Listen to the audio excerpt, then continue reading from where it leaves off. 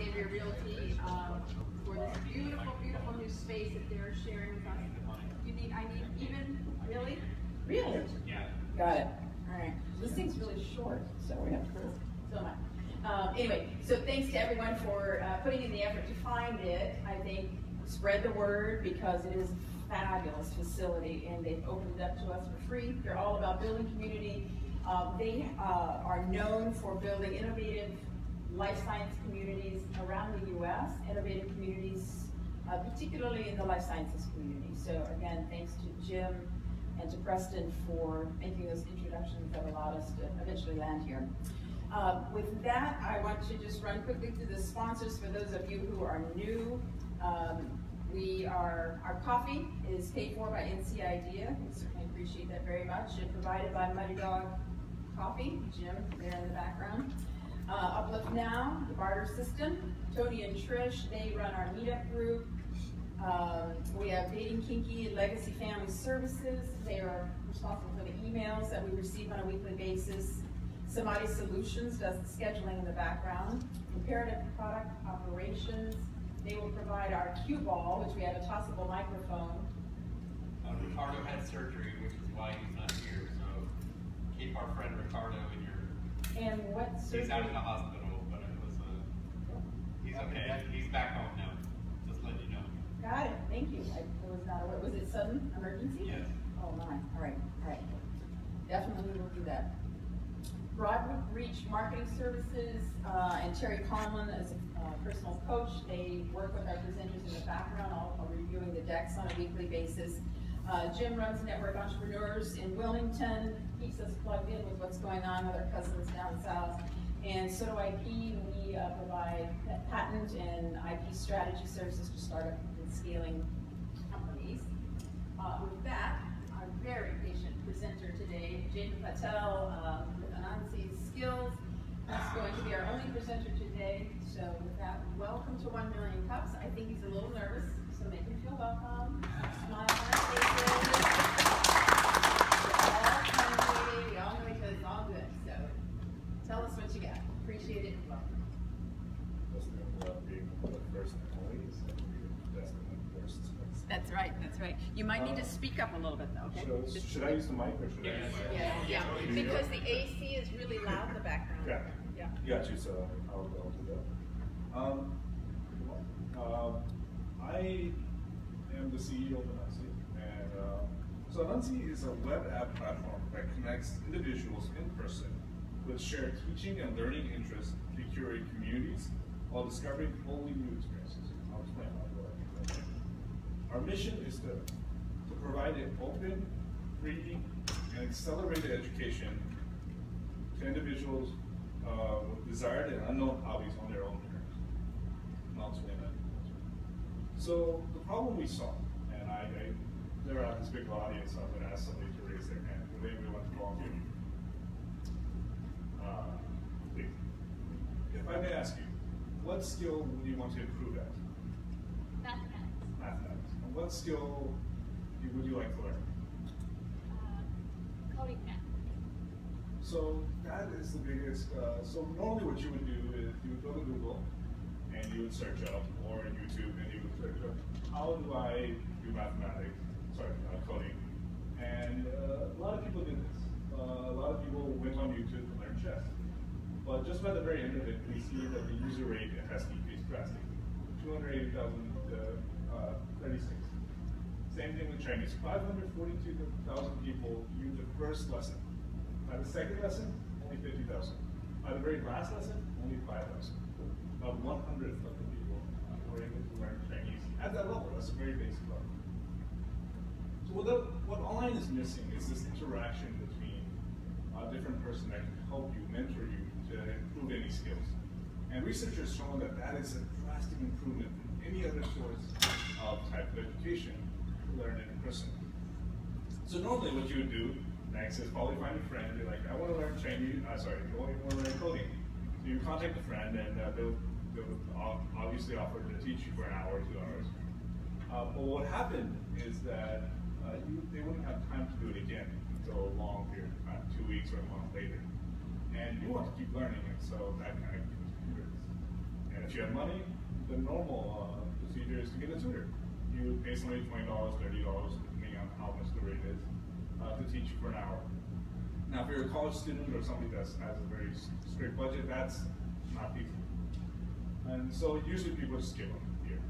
And this is where we try to come in and we try to solve that issue. So the solution we have is to say on the very premise that everybody has a skill that they're good at. Except little kids. But everybody has a skill they're good at that another individual wants to learn, and therefore you can exchange and improve both sides. And the solution is very simple. We kind of connect these skills. These individuals have the skills to match with other people. It doesn't have to be a one-on-one. It could be one to whoever, and to learn something, and to teach somebody can be completely different. And they're just exchanging skills. So what we kind of need from them is two basic information. What time are they free? And what locations do they feel comfortable with? And this is where the safety part comes in. They're meeting at cafes, they're meeting at gyms, they're meeting in parks, they're meeting in very public places where there's a lot of humans walking around, and maybe animals. But it's very, very safe environment. And all our job is to make sure that these individuals meet up in these locations and learn for an hour, exactly an hour, because that will maximize their abilities. So how we went about this was, my first process was we needed to create an app, which seemed necessary as the mobility with individuals has been through mobile app, the mobile platform, and it's very accessible and useful as people walking around. It's very common. So we went around with the first idea where if you see the home screen is where you can look for all the skills. We've had about 10,000. We've now added about 90,000 more. On the left side is teachers, where you can add all the skills where you want to teach mathematics. And on the right side, you could, as you scroll through all the skills, you can choose what skills you want to learn, such as coding. And you clarify what time and location you feel comfortable in. And you kind of meet somebody. Hopefully it's very, but that's very unlikely. But somebody that's equally, that's much better than you at a skill.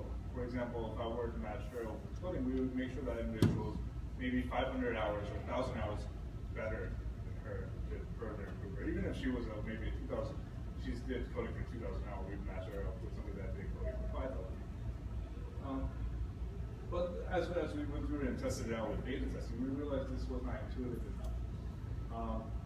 People wanted to know more about what's going on around them, to set skills for things that they didn't even know about, and to have their own personal portfolio as they grow. So as you see, the orange is where they started, and the green is how they grow as they're using the app. And here we have some skills for them that we recommend them that they might not have ever heard of. And I say this because we tested this out with my friend. Her name is Lydia. She thought she would love basketball. She's about this big. And there's nothing wrong with her height in this probably. It's who she's playing against is what's tall. So she tried basketball and she failed and she didn't like it. She thought she did for 2 months. And then we let her try tennis. She didn't like that either. And then we let her try Brazilian Jiu-Jitsu. She's right now doing that on Tuesdays and Thursdays, every day, every Tuesdays and Thursdays at 8 p.m. She bought the equipment and everything for $300, and she's going to go for some competitions. And this is where we might recommend some skills that you may have never heard of, and they will have chances to improve, and hopefully they may learn to work these skills. Some other things we added were group events, where after a certain level, people want to work together to take the skill further. After you get a certain kind of point in psychology or philosophy, you want to have collaboration where you can think of new ideas in a different way. So we created that where people can get together and kind of learn together. If you look at the platform, it's very simple, where they join the event, they are registered for the event, when they get time, they start the event, and then they scan the QR code, and they're ready to go. So some of the things that we invented in the back end, we wanted to make sure the users has a lot of choice in terms of the skills, but the less effort on trying to figure out what the skills they might like. So we kind of created algorithms that would, so you guys still hear me? So we decided to lump all these skills together and to figure out if there was a correlation. So we took 30,000 individuals and asked them. Cannot hear you, Jaymin. We need you to go back to the microphone. Yeah. So we took 30,000 individuals and we told them to give us a skill set of 10 skills. And we looked at if there was any correlations between a person that is swimming here and a person that is swimming there. And we saw that there were some correlations on what skills they chose. And you see this graph is where we just put English. And you see all the varieties of people that also did English, what else they did. And these are the things we would recommend these individuals so they can continue to learn. They may have never heard of any of these possible skills that they can go into manuscripts, coaching editor, or even further later on as they improve in other skills. So that's what we do in the back end. Also, another thing we kind of accidentally stumbled upon was kind of disrupting the resume process. Since individuals were spending so much time improving their skills, they can now have a portable and dynamic resume that kind of improves as they're improving themselves. So we kind of created AR tech around it to where they can hand it out as business cards to individuals, and they can see the improvement right there. Oh, this person is doing writing, basketball, coding, and 2 weeks later they can see it again. Oh, wow, they added something else. So it's a constant improvement, and also they can show it as a show of progress when they apply to jobs or schools. And so this was my friend's resume. It's the basic. So our business model is very, very, very simple, very user-friendly, and it's free. The app is zero cost. There's no subscriptions, and I hate ads personally, so I will not impose them on my users. The way we make money is, from what I told you, that we tell them what locations we go to: Starbucks, gyms, and other business locations such as food areas. We charge those businesses for bringing users there. They're getting loyal, per-action customers, and now our users are having a safe location. And right now, we talked to about 12 businesses, mainly cafes right now, because that seems more peaceful. And they're more than interested in having users come by. They're actually very excited. They're willing to pay more than 50 cents, but we kept that at a low bar just to get more incentives. Our main focus right now is freshman class, because as my experience says, that freshmen are they don't know what they want to learn. There's so much opportunities, and they want to maximize it. So our goal is to allow them to better maximize it. We also learned by accident that freelance community also wants to upskill constantly, and they want to continue to improve their skills at the same time, get a social aspect where some women mentioned that they were very lonely and wanted friends. This may be an opportunity. So we're looking into that. Our team is pretty big. This is not all of it. Myself at the top, my co-founder, Samuel, he's actually great now. Zion, he does the machine algorithm and the data analysis. Lieberman is our backup coder, Rashid is that designer, and we are our React Native coder. Our mentors, we have one more mentor, I'll say. Professor Rebecca Simmons, if you were they're very well-known professors at Duke. And our off-campus team, Lydia. We have another mentor. Her name is Yasmin. She used to be the CEO of Tibble. And I'm pretty sure you guys would know what, you might, I'm not going to make that message. But Tibble was a bartering system. It was created in England and then tested in Dubai. It had 55,000 users. They were very, very successful, but their issue was debt equity, where a co-founder left, and that became a legal issue. Their business broke apart, but then she decided to become our advisor, as she's hoping for us to expand this idea further and actually bring it to the world. She's currently in New York, helping us do basic stuff. Our challenges that we expect is finishing our final app. it's not that big of a challenge right now, but we're expecting to have it done in the next 2 weeks. It's because it's the main challenge because we went from a rough draft to a new final app design, mainly because we saw problems right away, and it seems like you'll never. But it is about being finished. Onboarding and generating revenue. Onboarding is a huge challenge, mainly because, as we said, this is a network of skills that people can choose from. Without having that many individuals sign on right away, it's hard for individuals to find another individual that teaches at the right time. And so our goal is then to find large communities to quickly onboard within a week or 2 weeks. That way individuals that are looking for a certain type of skills can immediately find it within their own community, hopefully within 2 miles to 5 miles, and not more than 10 miles apart. And then generating revenue. We've been told that this is guaranteed, but we need to start in and see how long and how often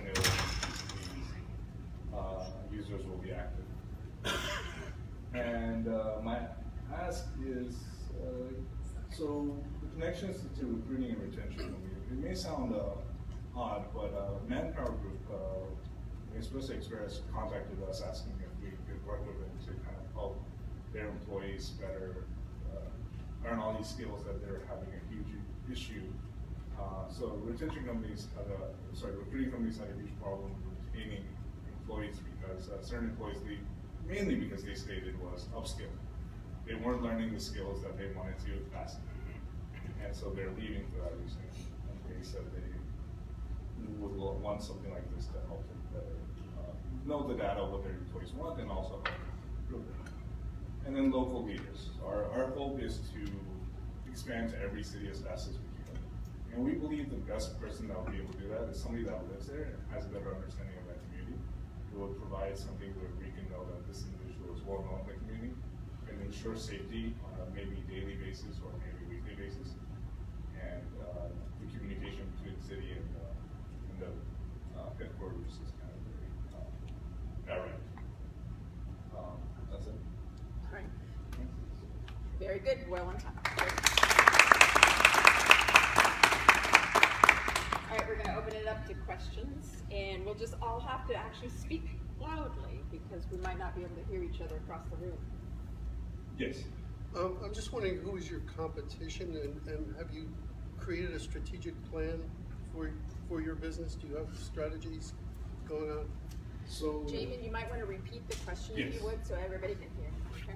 So the question was, do we have competition, and do we have a strategic plan to go about that? So we do have a competition in the skill set area.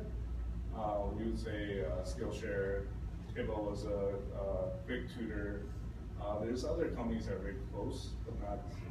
They're focused on forcing the users to pay, and also they don't really cater to the community. It's hard to say how big the competition is. Quick tutor may die anytime because their usage is very low. Skillshare is too big, and they're based on videos. So it's hard to say that there'll be real competition or that it's just another. It's too far away. Have you done a market research study on this? So we've been pivoting a little bit at a time, and as I've been working with Launch at USC with Professor Scott, he said to wait a little bit until we test it out, do the research study. That way we know exactly the area that we're getting. So it's such a new idea that it's hard to gauge. Yes. You said you were targeting Duke and UNC freshmen primarily, right? Yes. I was wondering, why are you going that route, kind of focusing on them, as opposed to maybe like adults with more free time? I feel like when you're a freshman, maybe you're just like focused on the work. I could be wrong. So we want to, but our team doesn't have anybody that has experience in those kind of areas. We would love to go to the freelance and adult community instantly, but our connections are mainly there. If we find a team member that joins us to work with us there, we would love to. Yes. You talked about your revenue model coming from a destination of where people congregate to do the skill sharing, the teaching, and mentoring. You know, honestly, I think you have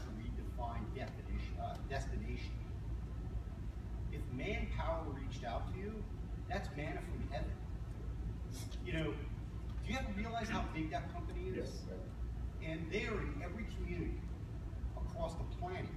They've got more money than God, and can probably bring you God. If they are reaching out to you to solve a problem, that's your, I mean, disrupting the resume process, like you said, honestly, that should be the first slide you put up there. Because that slap, honestly, that hit me harder than anything else you put up there. Because everybody is really speaking about differentiating a skill and an ability to prove that you can do something versus a robot reading a resume looking for keywords that are frankly don't mean shit in the real world, and whether somebody can do a job and actually help that company become better. So, you know, you're looking at creating these better human beings by building on these skills, and that's a continuing process. So to me, honestly, I would be working with the people at Manpower at the hip, and they could bring you everywhere. They could probably fund you. I'm sure you could work out a lot of things. If they made that call to you, take full advantage. So we had 2 meetings with them, and we worked with 2 weeks with them to try to get things going. And the person I was talking to at the time had a management change, and so that happens a lot. And we're learning with recruiting companies, you have to talk to them at the same time. So it seems difficult, but we're still continuing the conversation. As soon as that happens, we'll be able to go that route right away. Stay on. Yes, sir. I've got 2 questions. The first is about the fundamental value proposition. Yes. I'm a hobbyist Python developer. When I started this journey, I found meetup groups. I'm overwhelmed with support. I've got a half dozen people who've been coding Python for 20 years who will answer any question I have at 2 o'clock in the morning. Okay. So I don't understand how there would be a value for me to go on this platform. Okay. And if I think about other hobbies, people who are passionate about them, whether it's Brazilian Jiu-Jitsu, whether it's Olympic weightlifting, I see this happen all the time. So explain to me the value proposition for this and how it's going to differentiate from meetup, Eventbrite, mentoring groups, and clubs associated with a hobby. So the value proposition was that we would allow individuals to meet up at whatever skill they wanted for an hour and kind of learn from each other. The benefit is, yes, you get to learn whatever you want, but the other benefit is that you have to teach what you want to improve. And the research has shown that whatever you want to get better at, and Albert Einstein is a great quote for this, that you have to, if you're able to teach it, if you're not able to teach it well enough, you don't know it well. And so if you wanted to improve something, you should teach something in an effort to get better. And then maybe it's a two-way market even in the user space, where they're learning whatever they want to learn. It may be at any point that, maybe not Python, but you say all the other skills that they've never heard of. Yeah. But you can also improve things that you feel like you want to get better at. And you learn more about the holes in the skills when you're trying to do something. So it's hard to hear the whole question. But I'm not. Yeah. So my second question is, you've got a two-sided market. Yes. On one side, you've got people who want to learn. On one side, you have people who need to teach or their organizations. I didn't see anything about the customer acquisition process. You've got a consumer market, so you're going to have to spend a ton of money to build awareness, traction, and conversion. You've got a customer market. If it's going to be manpower, the process to sell them will be months, perhaps longer than a year. I didn't see a conversation on any of that from the presentation. Can you enlighten us about that? The train went on the same. Yeah, so can you give us an idea of how you intend to acquire consumers and customers? So the consumers and the customers we believe are the same. But right now we're not focusing on manpower mainly because we want to build our user base. So they are future customers, but we're actually handling them the same way. Now I'll explain that in just a bit. The users we're hoping will be somebody that's both a teacher and a learner, so they're kind of a combo. So when we acquire one, we acquire the other. And the money we're making it's usually from small businesses because we want to separate communities.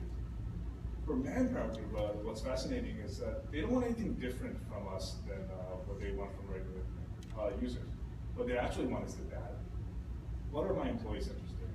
What are they having a hard time learning? What are they trying to learn? What are their future hobbies? And this means that as they're using the app, when the app is coming out, there's a game that they play. There's this balloon system where you see like a scale like basketball. Do you like basketball? Pop it. And we gather all this data about individuals. And they play this game for like 2 minutes. We have a lot of data, what they like, what they want to learn, and what they're interested in the future with. And this is the kind of data we sell to Manpower, where they can take this data and figure out how we can best train the employees that we just got, maybe 100 employees, how we can now cater to them. And that's simply an Excel sheet for us to send to them. Sorry. Okay, I think the young lady was first in the Yes, please. How do you gauge people's skill set to know how many hours of skill they have and how do you know that's accurate? That's my first question. And secondly, it seems like it'll be a big disappointment for people to show up to a cafe and then their teacher doesn't show up.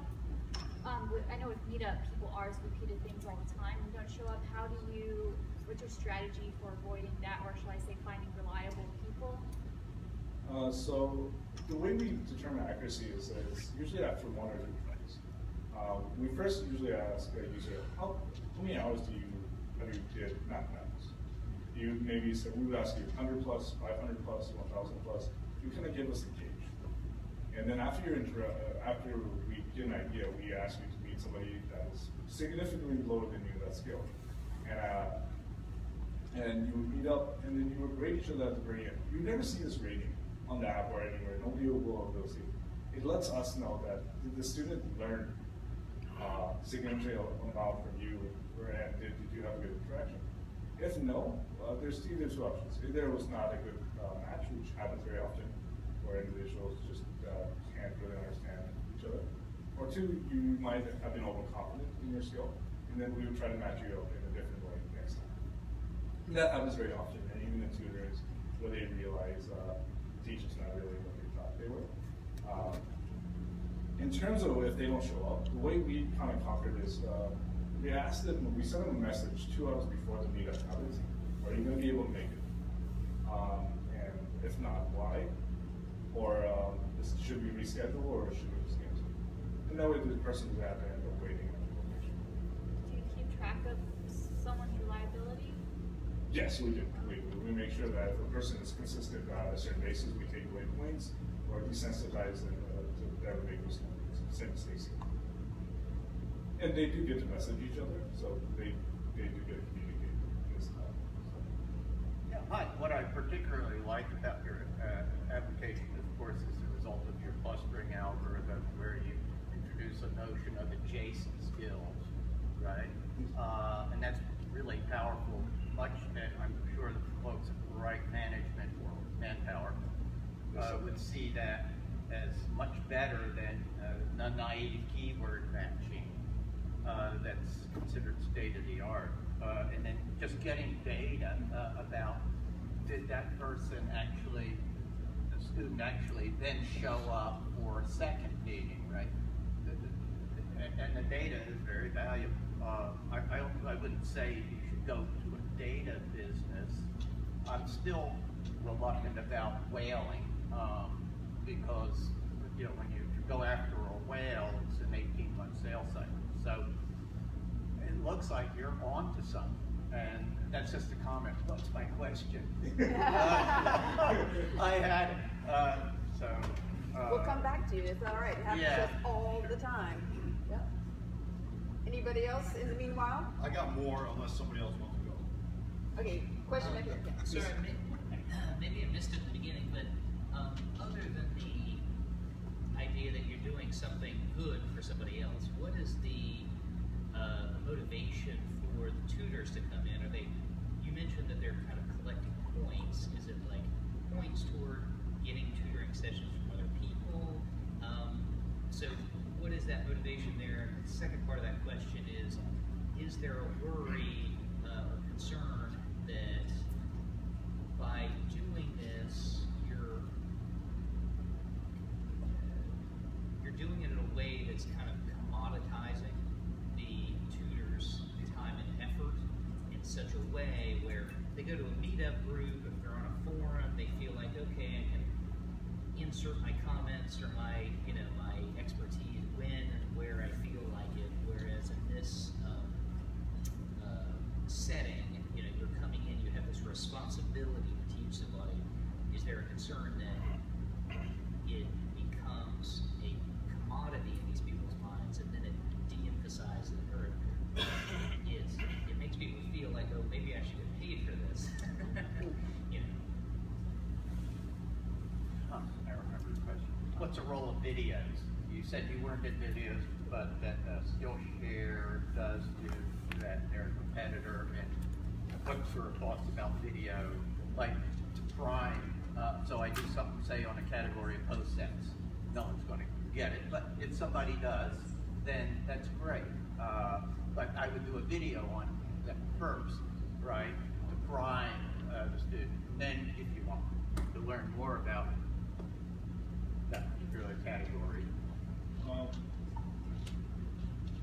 So I'll attempt to answer this and outcome right away. I wrote it down, so we're ready. So your question was tutoring motivation. So you were right on your one of the saying that yes, they do get to learn something else. So you have to teach something to learn something, and it's beneficial to do this because one, when you're teaching something, as I said, you get to drastically improve. It's not a kind of a linear process. It's more of an exponential process. And same thing while you're learning. It's an exponential process when you're learning one-to-one. The motivation is clearly to learn. So we want individuals to constantly, but there's other motivations. So what we're trying to do on the back end is kind of give benefits as you continue to learn. If you have a lot of points, if you're teaching a lot of points, one, you can use that as volunteer points, and this will be verified. We can say for sure that this person spent an hour teaching something, and then you can say that you can add that to your school applications, whatever process you need to, and we will be able to verify that this is true.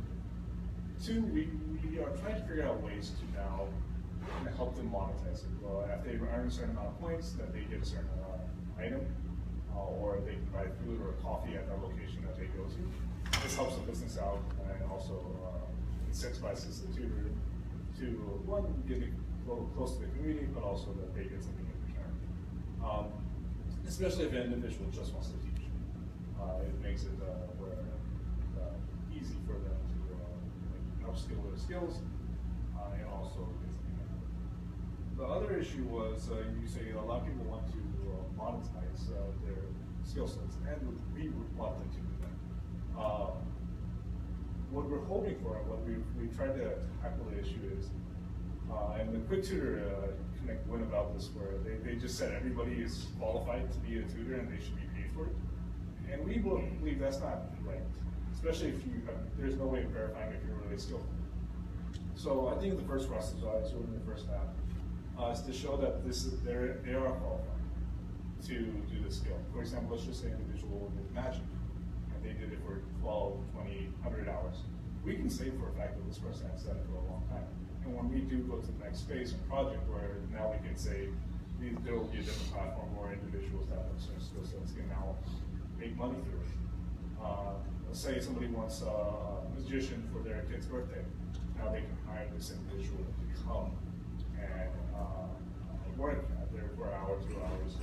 But they don't have to worry if this person actually knows what they're doing or not, or look for do math searches online to figure out this money. That's super expensive.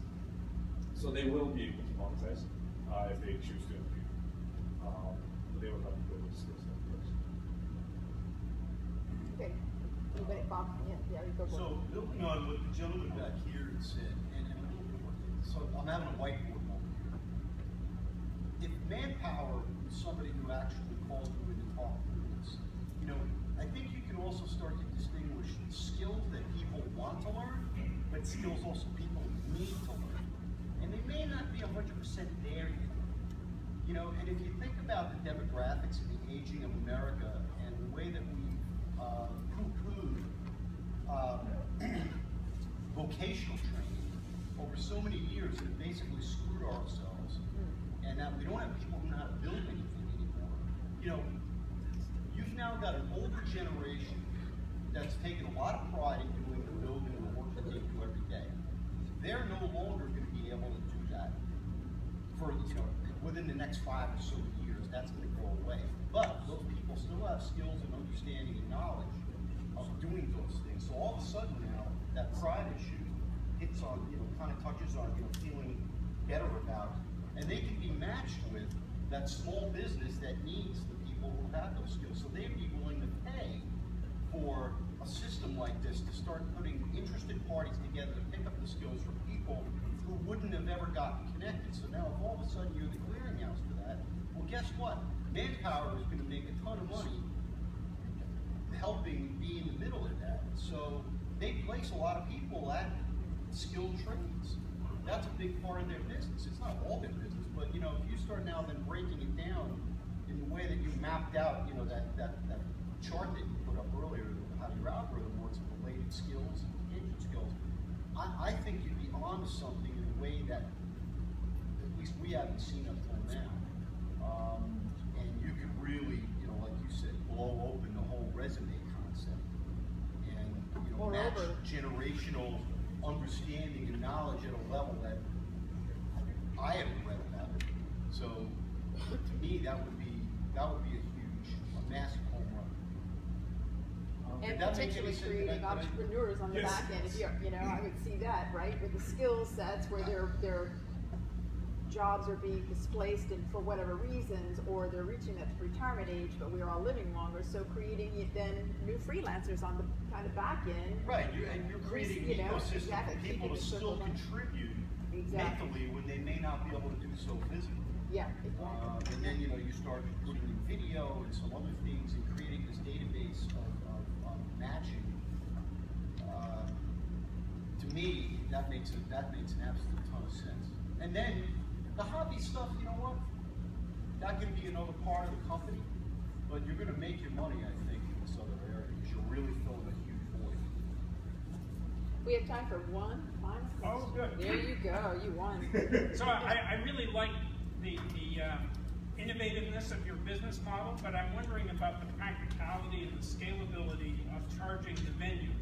So if I'm trading guitar lessons for landscape painting, I'm probably not going to go to Starbucks for either one of those. And conversely, if there's a Caribou right next door and the Starbucks that you've contracted with is across town, what's my motivation to go to that Caribou across town instead of the Starbucks that's next door? Have you thought about how that will scale? Yes. So identically, I've only mentioned one way of monetization. We found actually 9 total ways without not causing the users any conflicts or any payments. I can go into that later, but there's different ways to monetize. In terms of the where individuals may not meet at Starbucks, it's okay there not to meet there. It still benefits us that they're using it because later on we can use it for recruiting or other things that we want the users to experience later on. The Caribou concept it's actually perfect because we've been thinking about what about these issues where even if what if Starbucks is completely packed or restaurants are completely packed, what do you do? So we encourage users to go to other locations, and then we contact those businesses to say that if you want to have these users, you'll have to pay us. So because we're gonna bring the users there. The way we're gonna go about it is to let users kind of wander around in the beginning. We're not going to try to contact new businesses. We'll let them know, say like, what locations do you want to go to? Here's all of them. And as they go to these locations, maybe 100 people go there within a week or 200. And then we go to those businesses saying that we can now guarantee these people will come. And that's what we're doing. All right, with that, Jaymin, thank you very much.